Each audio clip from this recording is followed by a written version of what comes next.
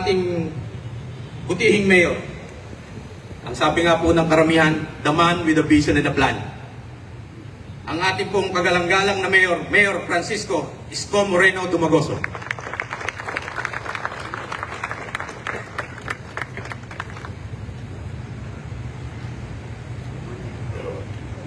Maraming salamat, Mr. Andaya, at sa po ng iyong mga kasama sa ating mga kasamahang halalagbayan ng ating Vice Mayor Chia Chesa at mga kusihal na naririto at ating mga department head, mga kawani ng pamahalang lungsod ng Maynila.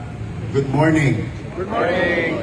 Isang linggo na naman ang ating kakaharapin at maraming salamat sa Diyos. Nakaraos tayo ng isang linggo at ito yung ating kakarapin na nais ko na sana kayo ay maging ligtas at maging makabuluhan ang linggong ito sa bawat kanya-kanyang field of undertaking.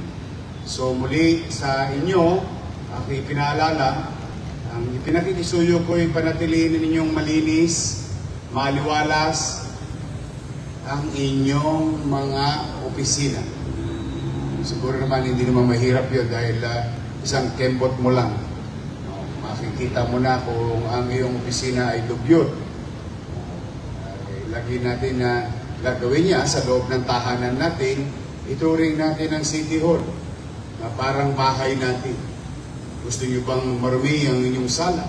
Gusto niyo bang maging dugyot ang inyong kusina? Gusto niyo bang mapanghi ang inyong banyo? Malamang sa hindi ay ayaw ninyo. Kaya ganun din natin ituturing ang ating mga workplace. 8 hours of the day at the very least. 8 hours of the day, 5 days a week.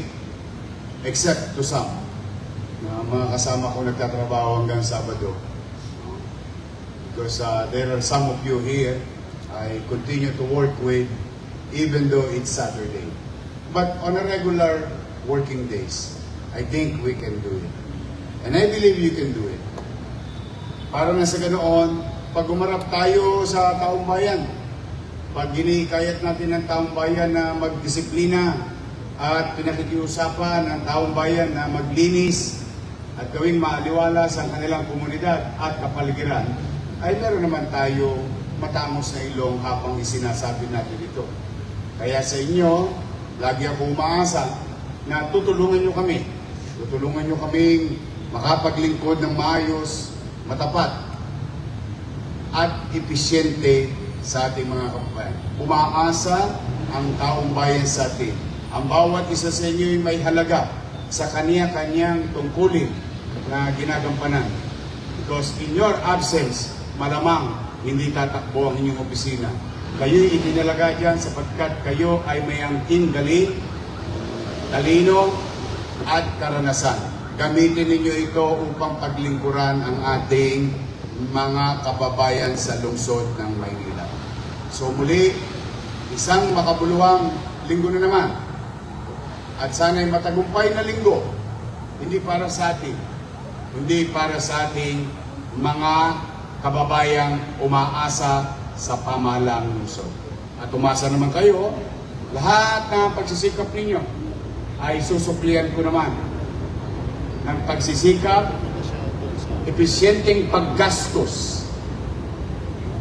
Sabihin, gagastusan lang naman natin yung dapat gastusan at pananatiling kong maging mainam at masinop sa pagkolekta ng ating mga kakailanganin para tumakbo at makapagbigay ng serbisyo sa ating mga kababayan. So mga kapwa ko, lingkod bayan, may God continue to guide and bless each and every one of you. Gabayan nawa kayo ng Diyos. Pagpalain nawa kayo ng buong may kapal. Maraming salamat. Pagpalain nawa tayo lahat ng buong may kapal. Manila! God bless.